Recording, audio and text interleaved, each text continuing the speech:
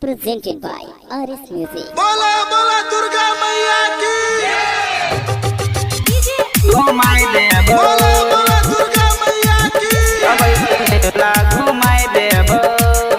कबई जलेबियो खिलाई देब हमरा गे छौरी दुल्हा बना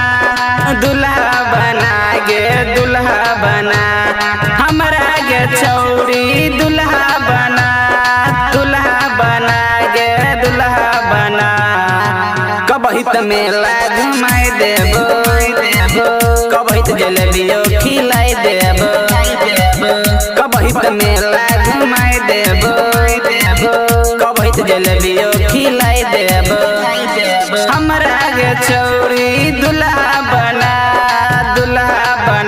गे दुल्हा बना हमरा गे छौरी दुल्हा बना गे दुल्हा बना कबई मेला घुमाई देब कबई जलेबियो खिलाई देब कबई मेला घुमाई देब कबई जलेबियो खिलाई देब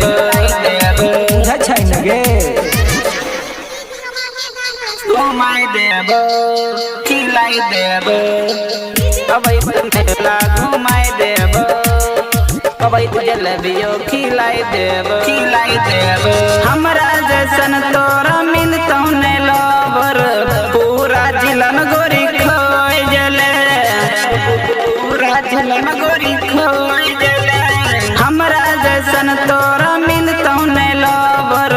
पूरा जिलन गोरी खोय जले कपड़ा लत्ता सब कुछ देब हसनपुर में तोरा मेला देखब हमार सरदा तू ही पूरा गे तू ही पूरा माता के दर्शन कराई देब कबई झुलवा झुलाई देब कबई मेला घुमाई देब कबई पेड़ा खिलाई देब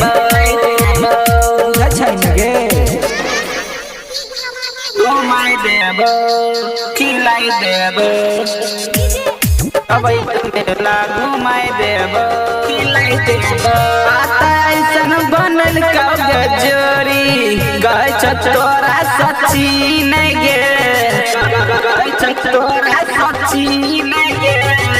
माता ऐसन बनल कब जोरी गए तोरा सच्ची नहीं गे बढ़िया होता अपन जोड़ी हर साल जइबै मैया दुआरी राइटर श्याम के अगुआ बना कबई हसनपुर घुमाई देब